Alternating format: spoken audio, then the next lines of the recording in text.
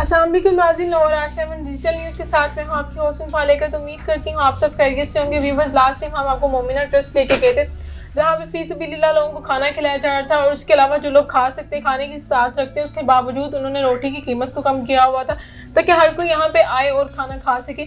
उसके साथ साथ उन्होंने जो बच्चियाँ ऐसी हैं जो अफोर्ड नहीं करती हैं, उनके लिए पॉलर का कोर्स और कुकिंग कोर्स और सिलाई कढ़ाई ये चीज़ें फ्री में रखी ताकि वो लोग आएँ, वो बच्चियाँ आएँ, वो आके सीखें, जिनके वालिदैन फ़ीस नहीं दे सकते हैं। तो ये हमारे साथ इस वक्त मौजूद हैं, जो इस वक्त यहाँ पे जो पॉलर है उनको हैंडल कर रही हैं, और यहाँ पे जो मौजूद बच्चियाँ हैं हम उनसे भी आज बात करेंगे, उनसे पूछेंगे ये उनको क्या सर्विसेज प्रोवाइड कर रहे हैं और उनको क्या पीछे क्या मुश्किलात पेश आई थी, कहाँ पे क्या चीज़ थी जो उनको नहीं मिली थी, लेकिन यहाँ पे आके उनको वो चीज़ मिली है। अस्सलाम वालेकुम। जी वालेकुम अस्सलाम। अच्छा, आप मुझे ये बताएं, आपको आइडिया कैसा आया था इस चीज़ का? एक्चुअली ये पहले मोमना के नाम से ट्रस्ट बना है। मेरी भांजी है जो उसको चला रही हैं, हैंडल कर रही हैं, और वो मेरी बेटी हैं। और अल्लाह ने मुझे 5 साल बाद मतलब औलाद से नवाजा है, और माशाल्लाह मुझे बेटी की जो है खुशी मिली। तो एक्चुअली बच्चे नहीं थे मेरे पास पहले, तो जैसे बच्चियां, मैं इस चीज़ को चलाती थी, मेरे पास बच्चियां आती थी तो उनको देख के यही फीलिंग्स होती थी कि हमारे बच्चों की तरह हैं ये। तो वो भांजी ने जब किया तो देखती थी मैं, तो तब से मुझे भी ये मतलब शौक़ था कि मैं भी मज़ीद इस चीज़ को आगे बढ़ाऊँ और किसी के लिए कुछ कर सकूँ। तो फिर वहीं से वो मोमना इंटरेस्ट मतलब मिल के हमने ये सारा जो आगे इसको बढ़ाने की कोशिश की है। आपने अपनी बेटी के नाम से? जी, बेटी के नाम से रखा हुआ। आप मुझे ये बताएं कि ये आपने बताया आप 10 साल से ये काम करिए, आपको घर में से सबसे ज़्यादा इस चीज़ में किसने सपोर्ट किया? क्योंकि अक्सर होता है ऐसा कि शायद ये काम नहीं करने देना, और अब ये जो आपने काम स्टार्ट किया, आप इनको सिखा रही हैं, उसका रिस्पॉन्स कैसा जा रहा है आपका? एक्चुअली जब मैं पहले कर रही थी, मैं शादी से पहले से ये कर रही हूँ पार्लर का, तो उस वक्त मेरी अपनी फैमिली थी मेरे साथ, ठीक है, भाइयों की सपोर्ट भी थी, सबकी इजाज़त से मर्ज़ी से मैंने किया था।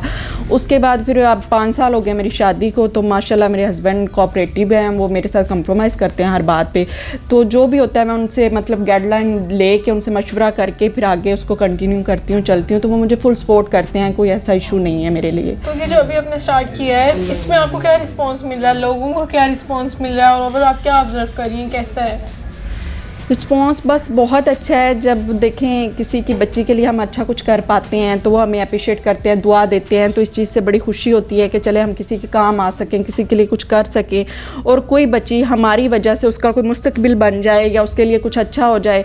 तो ये एक सुन के उनके कमेंट्स लेके हमें अच्छा लगता है ये सब देख के, कि जो बच्चियाँ फ़ीस नहीं अफोर्ड कर सकती या जिनके इतने सोर्सेज नहीं हैं कि वो बड़े सलोन्स पर जाएँ या बड़े इंस्टीट्यूट वगैरह पे दूर कहीं जाकर काम सीखें, तो उनके लिए ये फ्री एक हमने सहूलत रखी है कि वो बच्चियाँ हमारे पास आएँ और हुनर सीखें और अपने पाँव पे खुद ही खड़े हों और अपने लिए कुछ कर सकें, अपने घर की कफ़ालत कर सकें, या अपने लिए मतलब कुछ करें। जो बच्चियाँ नहीं पढ़ी होती या जिनके माँ बाप पढ़ाना नहीं चाहते और उनको कोई हुनर सिखाना चाहते हैं, कोई काम करवाना चाहते हैं, वो उनकी तालीम वगैरह अफोर्ड नहीं कर सकते, तो ये उसके लिए हमने की है।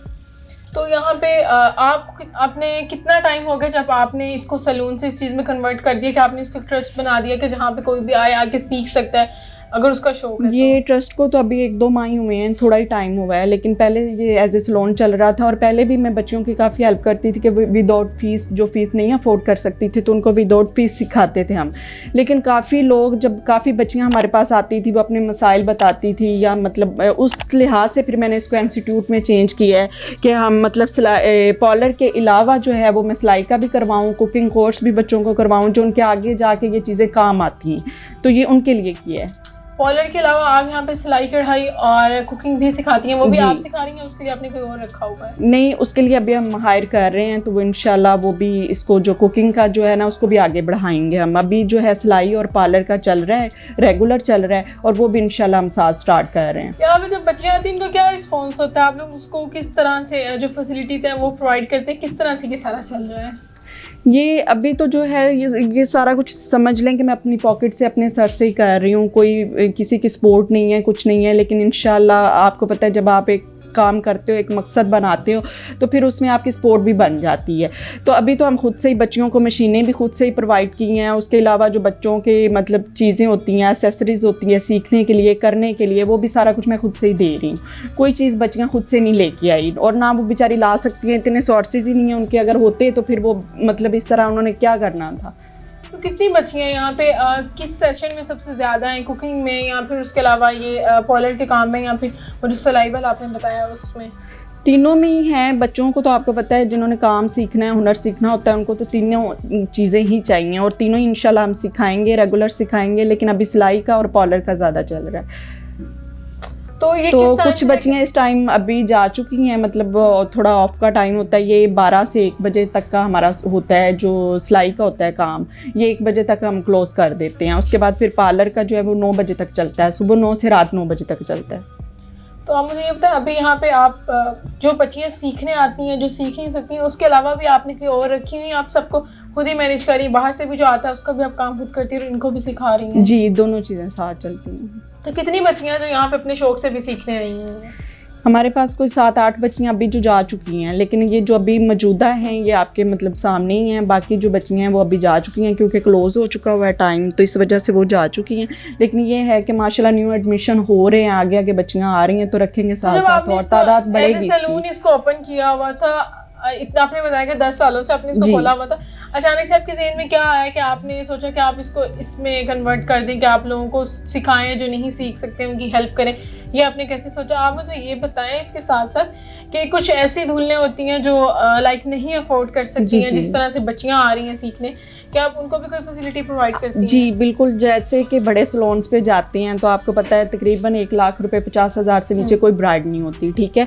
लेकिन जो मिडिल क्लास तबका है, जो लो तबका है, जो जैसे हमारा ये एरिया है, इसमें जितना मिडिल क्लास तबका रहता है ना, उनकी बच्चियाँ जो होती हैं, जैसे मेड तबका है, वो बेचारे नहीं इतना अफोर्ड कर सकते, बड़े सलोन्स पर नहीं जा सकते, तो उनके लिए हमने एक पैकेज रखे होते हैं कि कम पैकेज में भी हम उनकी सर्विस करते हैं और उनको अच्छा काम करके देते हैं और उनको डिस्काउंट करके उनकी हेल्प मतलब 5,000 में कह लें, 4,000 में, इस तरह करके काम करके देते हैं उनको।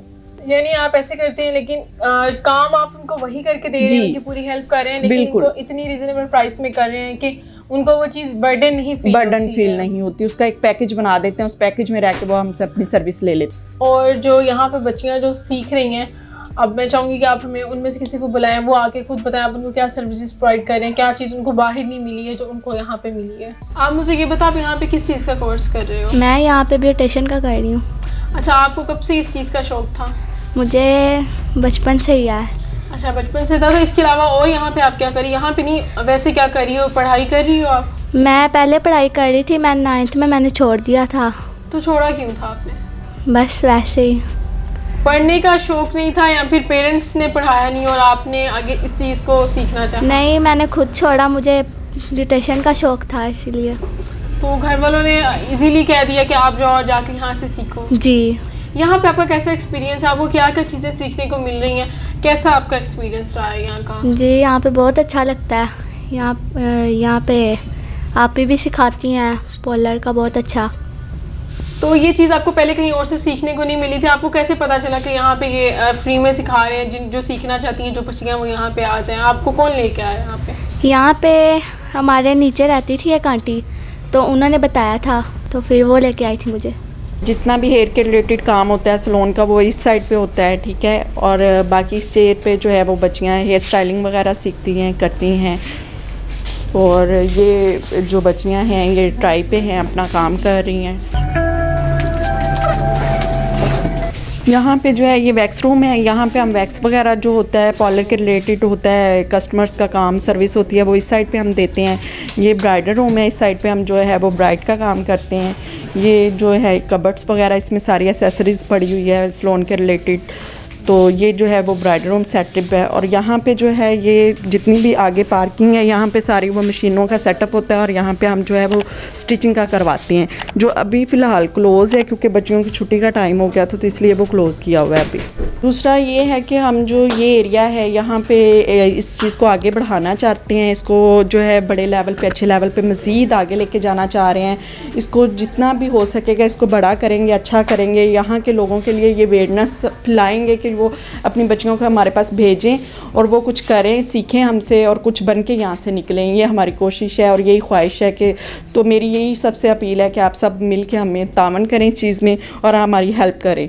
तो इंशाल्लाह आप सबकी हेल्प से हम इसको आगे जो है ना वो इसको बढ़ाएंगे और चलाएंगे, और आप सबकी दुआ के लिए, दुआ की हमें ज़रूरत है, मतलब इस चीज़ को आगे चलाने के लिए। जी नाजरीन, हमने आपको इनके पॉलर का पूरा विज़िट करवाया, उन्होंने बताया इन्होंने ये क्यों खोला, आगे वो क्या एक्सपेक्ट कर रही हैं लोगों से। यहाँ पे वो फ़ी सबिलिल्लाह लोगों को सिखा रही हैं जिन बच्चियों को शायद नहीं कोई सिखा सकता, उतने उनके पास पैसे नहीं है, वो सीख नहीं सकती किसी अच्छे पॉलर में जाके। और शायद जो ऐसी दुल्हन है जो सबको शौक़ होता है वो तैयार हो, लेकिन वो उसके पास उतनी उसकी इस्तात नहीं है, उतने उसके पास पैसे नहीं है। उन्होंने बताया काफ़ी कम पैसों में वो उनको भी तैयार करती हैं। सो इतना सब के कर रही हैं, इन सब के लिए इनको भी कुछ फ़ंड्स की ज़रूरत होगी। तो मैं लोगों से यही कहूँगी कि आप आएँ और यहाँ पे आके अगर आप किसी को दिलवाना चाहते हैं, काम भी दिलवाना चाहते हैं, उन्होंने कहा यहाँ पे वो जॉब भी दे रही हैं, जो अगर सीखना चाहती हैं वो भी सीख सकते हैं। और उसके अलावा यहाँ पे आएँ, आके उनकी हेल्प करें ताकि वो इस काम को मज़ीद बड़ा कर सकें। ये इतना अच्छा काम कर रही हैं, इनकी जितनी हेल्प की जाएगी उतना ये काम अच्छा होगा और बड़ा होगा। और बहुत सी बच्चियाँ ऐसी शायद जिनको कभी कोई पूछता नहीं है, उन्हें कभी सीखने का मौका नहीं मिलता, उनको शौक़ जो उनके हैं वो पूरे करने का मौका नहीं मिलता, उनको एक मौका मिल सकेगा सिर्फ हमारी थोड़ी की मदद से।